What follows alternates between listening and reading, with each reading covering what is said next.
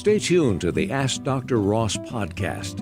It's created to give you info to succeed at college. Our hosts are highly qualified. Dr. Catherine Ross is a member of the University of Texas System's Academy of Distinguished Teachers. She's also a popular professor of 19th century English literature. Ask Dr. Ross is a community service of the University of Texas at Tyler. So we like to start by having you introduce yourself. Isabel, would you tell us your full name and where you went to high school and how long you've been at UT Tyler? So my name is Isabel Viloria. I was born in Venezuela, but I came to the United States in middle of my sophomore year. I started at Spring Hill and then I went to Longview High School. That's where I graduated. I did the IB program, so it was like a really fun experience for me, and it was definitely challenging because I was like learning how to speak English and like trying to get good grades in my classes and like still adapting to like the whole country and stuff. Yes, and IB stands for International Baccalaureate, right? Yeah. Yes, and that's a very interesting and very prestigious program. Yeah, it is a really good program, and I think it taught me a lot of things in like every subject, which I think is great because it really has prepared me for like the college experience. I am a freshman, by the way. First-year student, all right, yeah. So you're coming up on the end of your first semester then. Okay, well, we'll be asking you about that in a minute, about what it's like to be in college. But would you introduce yourself, Ivan? Okay, I am Ivan Paiz, or Ivan Paiz, however you want to pronounce it. I'm a senior year, set to graduate this semester. I'm a transfer student from Guatemala. I've been in college for 8 years now, changing universities and doing all the paperwork. That's extended my university time a little bit. But that has given me a lot of experience and enjoyable classes. I really have been enjoying my time as a student. Well, I've taught Ivan, so I know that when you're in class, you're always excited. You've got wonderful questions to ask. You're always very fully engaged. So I think it's working out pretty well for you. Now, all those years, what were you studying? Would you tell us a little bit about how you changed? Because that usually is what makes it take a little longer, isn't it? Yes. I think when I was in middle school, I thought about studying computer science. And then I took the, how you call them, the tests that tell you about your aptitudes. Mm-hmm. And I ignored the test. The test told me mass media and music and being a teacher. Those were the top 3 contenders. And I chose system engineering. Didn't like it. Was that down in Guatemala? Yeah. So the next year I changed to another university that was teaching mass media. And I enjoyed my time there. And through the mass media classes, I discovered that I really liked script writing and reading and writing. And when I got the opportunity to study at UT Tyler, I decided to change my major to English to focus on that aspect. So how many years were you in school in Guatemala then, in college? From 2018 till 2022. 4 years, wow. Were you close to graduating by then, and you just had to come over here and start all over again, or how'd that work? Yeah, the difference is that even though I was close to finishing all my classes and finishing all my credits, in Guatemala, your undergrad has a thesis, so that will take you another year. It's different than here is on the graduate program that you start your thesis. So I was still 2 to 3 years away from finishing my career, which is the same time that I've been studying here at UT Tyler, so I didn't really lose time. So what brought you to UT Tyler from Guatemala? My family wanted to live in Tyler, in Winona, which is close to Tyler. And then my stepfather and my mother told me that there was a university here and asked me if I wanted to apply. Now, you came to UT Tyler partly maybe because you were already in Longview, and so you knew about it? Yeah, so I was originally planning on going to UT Austin, but it's very expensive and I didn't get any scholarships from there. So I was looking at UT Tyler, and since it's kind of like the same thing as UT Austin, they're very connected. And I came here for orientation and I just walked around and I discovered that I really liked it. I was originally in the CAP program to transfer to UT Austin after, just to make it a little bit cheaper for me and my family. But then I realized I love the campus. I love a smaller campus life, which UT Tyler is huge. 10,000 students. So that's a lot bigger than some places, but it isn't 50,000 like UT Austin, is it? Yeah, definitely. Which I really like. Like, I like being something like more calm instead of like a huge city, especially since like I'm still adapting to college. I'd rather like go slow. Well, so I'm guessing that my first question is what drew you to studying Spanish and being in the Spanish club is probably that you were already speaking Spanish and you wanted to have a chance to play with the language with other youngsters at the university, or is there a different reason? So for me, I really enjoy teaching people other languages. Like, I enjoy like teaching myself things. I wouldn't say I'm like the best teacher ever, but I have found that people like the way I explain things. So I found this opportunity really interesting and like maybe like a new experience for me. And I've seen a lot of people here that are trying to speak Spanish and they like get so confused. It's just learning it from English to Spanish can be really complicated because I know that because I experienced it learning the language when I was 15. So since I know the language, I feel like I know how to explain certain things in an easier way for people to understand, which was pretty much my goal when I applied to be the president of the club.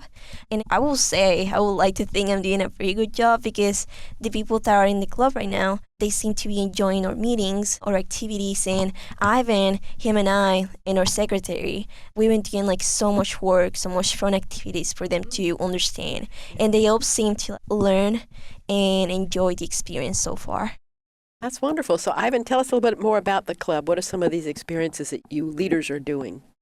Okay, so learning language is difficult. People don't realize it, but since you were born, you're learning one language. So English speakers have been learning language from being born till they finish high school. That's when you kind of stop learning English unless you start going to college and then you start learning more about the language. So imagine doing it with another language in a country that doesn't speak that language as the main language. So from talking with other students that they know a little bit of Spanish, their difficulty mostly lies in speaking. They can write, they can read, they can understand if I speak slow, but they can't express themselves easily. So we were looking to make opportunities for them to speak. As simple as just a greeting or as just playing a simple game, over time can go a long way. So we were doing like board games and we have to play them in Spanish. Games like Uno, which are very simple, but just by doing the minimum Spanish speaking can help them just open up and just give it a try. If they make a mistake, we help them like correct themselves. That also motivates other students that are less proficient in the language to give it a try or to ask for advice. The best way to memorize things is by playing and doing it. Yeah, and I think one of the things I love about what y'all are saying you're doing is that y'all are playing with each other. You're playing with your classmates. It's not your professor in there drilling you or something. It's you are playing and getting to know people and having fun. And, one of the things we talk about a lot in college is we're always looking for ways for students to feel like they belong here, that they have friends and connections. And it sounds like you've already started making some friends and connections with this. Yeah, a little bit. I'm mostly of like a shy person. I've never been super social, but I love going to the club because like I get to like play so much of these games. Like I would think like, no, maybe like they're not as fun as they sound. Like it sounds fun in my head, but maybe they're not gonna find it fun. And then I see them playing the game and I'm like, can I join? And that's kind of like what we do in general. Most of the time we all play in the game and like we help each other. Even some officers in a club, some of them don't speak Spanish, so they're like also learning with the students, which I think is great because we don't see a lot of people these days like trying to learn other languages besides English. And the fact that there's some people here in the club and we continue to have more people joining means a lot, at least to me, because the United States is such a big country with so much diversity, and learning so many other languages, it's so great in my opinion. And I'm all here for like helping other people to like do those things. And I'm also like in the process of learning other languages. I really like, one of my goals in life is to learn at least 3 to 4 languages. I really want to learn Italian and maybe like some Korean or Japanese, like in between those two, because I also like to like watch anime. I feel like listening to stories in like their original language is better because like they show their expressions much better and there's like more depth and meaning. And I think that goes with like mostly everything. I like to watch content from all over the world. And I've noticed, for example, the differences between English and Spanish. And I've watched some shows in both languages. For example, shows made in English. And then growing up, I will watch the dubbed versions for Disney movies. And even in Disney movies, which are very simple, there's still differences that you can't properly tell without using the original language. All languages have differences and different ways of expressing also the cultural background of every single country. Knowing more languages opens your eyes to more cultures and to get more out of the content that you consume. And there's still content that is not totally translated, like from everywhere. For example, like talking with other Hispanics here at UT Tyler, especially from like Hispanics that were born in the US, they don't know many of the Latin American shows and movies. And they're super fun. Now, you're from Central America, right? Yeah. And you're from South America. Yes, ma'am. So you're bringing, those are two different cultures too, really. I mean, they may be Hispanic languages, but there's a lot going on with both of those countries. So are you able to share your cultural heritage with your classmates? Oh yeah, I love doing that. Like when I was in high school, it was really fun because my parents, they were born and raised 40 plus years in Venezuela. So my household is very Hispanic. So every time I have friends coming over, I'm always like, okay, do you want to eat arepas? Because that's like a very traditional thing from my country. And so it's like a really fun way, especially for food and stuff. I love sharing food because it's so delicious. I think it's great to like have other people from like those countries to talk and say a lot about their culture, because I feel like in the United States, we know that their culture is there, but we don't know about it. So do you think in English now, Ivan? Yeah, I think in English. Do you think in English yet? Yes, I have. Like, it's a very complicated thing because sometimes I just like switch back and forth, and it's something that you learn over time. I did a lot of like watching videos in Disney movies, and especially my favorite ones. I'm like a big fan of the Tinkerbell series. So that was the first movie that I watched in English, and I was so proud of myself when I like watched it completely and I understood. That kind of thing, like that's what helped me, and also force yourself to just think in that language to get better at it. I think that's a big part of it. Yeah, and I think being immersed in the language, the more you talk it, speak it every day. Ivan, who started this club? This club started this semester. Professor Goodell wanted to create the club last semester, but he didn't find enough people. So now how many people do you have? 5 officers, but members registered. I think it's like 10 people, a little bit more than 10. That's a good number, especially for the first year. We usually meet either on Tuesdays or Thursdays. We don't like doing it too late, maybe like a little bit after class so that we can make sure that people are available to go. We usually meet between 5:30 until 6:30. It's a great time so people can have time to attend the meeting, have some fun, and then if they have to go home, they go home later and study. You want to play a little before you have to get buckled down to your homework, huh? Yeah, definitely. Usually we play music, Hispanic music, and we really want to play a movie at some point. We're trying to like let people know a little bit more about the club and like have more fun activities and teaching them. And then we want to start like doing more complicated stuff to like get them to know more about culture and the language in general. As I said, like I think movies are a great way to learn. And since everyone like loves those childhood movies, I think everyone will love the idea. So yeah, that's like one of our plans for the future. Well, I thought I'd ask you a couple of questions just about your college experience too, besides the Spanish club. And so I was sort of wondering, were you surprised by what life was like at UT Tyler, Isabel?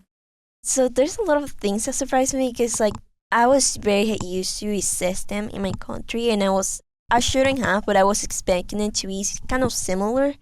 I didn't know how much that the classes that you take in high school matter.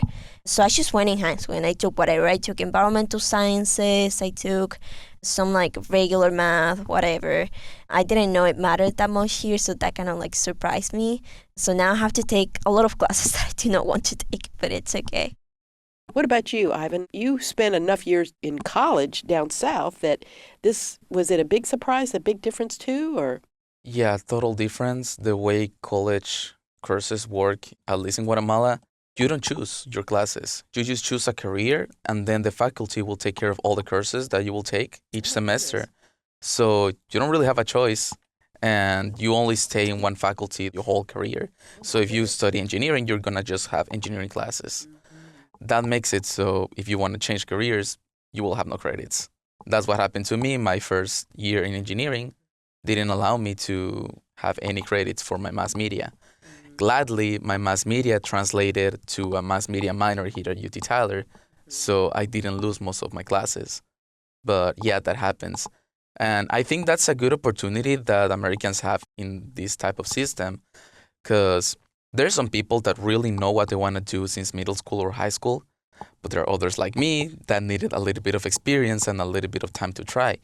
If this was my first university, I would have probably chosen engineering, and probably after the first year, I would have discovered, hey, I like English, I like mass media, and I would not have lost so many credits. What do you think is like the hardest thing about being a Spanish-speaking student at UT Tyler? For me, it's that I haven't found a lot of friends who like are from my own country. Sometimes I have like slang. So I have like my own words when I speak Spanish, and some people don't understand what I'm saying. And so that's kind of like a little hard for me. But yeah, like I haven't felt like I don't belong here or anything, because I feel like I have found so many people from the Hispanic community that it's hard to think, oh, I'm different in a bad way from everyone else. Being a Hispanic speaker here, it's great, because I get to, like, when I go to work, like, I see Hispanic people who are like struggling with English, so you can always help them out. That's kind of like the point of like working in areas where there are not as many Spanish speakers, because you're there to help other people.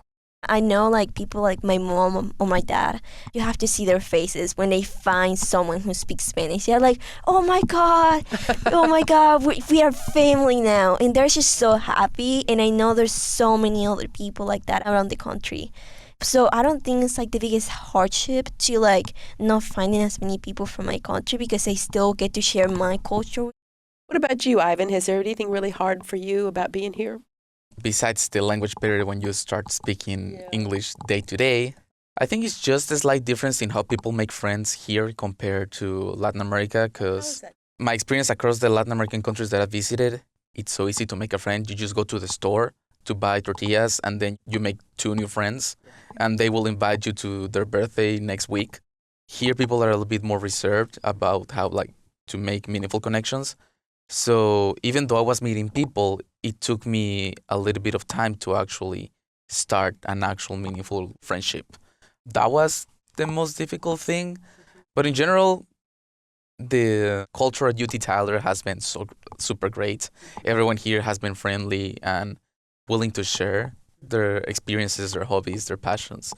I will say that will be the easiest way to find people, like have a hobby and just look for people to share that hobby. Doesn't matter how niche it is, you will find people. It's been surprising to me that just a week ago, just by one conversation in Dr. Kelly's class, he just mentioned something about one hobby. And I just found that one of my classmates has that same hobby as me. Well, what would you like to tell classmates or just students out there, Isabel, about the Spanish Club or life in college? For the Spanish Club, I think if you just want to have like a little fun time and like get away from like all the really technical things in your classes for Spanish, like, oh, you have to learn these pronouns, and like there's a huge list of like 100 verbs that you have to memorize. If you want to like try to learn it more casually and more fun for you, I think the Spanish Club would be a really great way for you to do it, because we do a lot of activities, both like writing and speaking, and we try to make it as fun as possible for everyone. So if you really are into those things, you can always come and join us. And our meetings are always going to be around the same time, 5 to 6:30, not too late. And about life in college so far, I will say do not procrastinate. Get your work done on time. And if you want to enjoy, like in general, the campus life, I would honestly recommend going to every single one of the meetings that the clubs have. And there's usually like things like colleges do outside, like they play music. I have seen so many people play music. It's definitely amazing. I will say first, don't be afraid of changing your major if you don't like what you're doing. Don't be afraid to change because everyone has a different road. The road will always be bumpy and you will always discover something new. So especially if you're on your first 2 years, give it a try to many different things, try to figure it out. Even if you're in your late years, if you really don't like it, you can go the long route and find your perfect path. And I will also recommend go to clubs. Find a club, try to meet new people because that could also help you find your way. Just by doing an activity, that's kind of how I discovered mass media because I decided to go to a club in my first university that was a mass media club.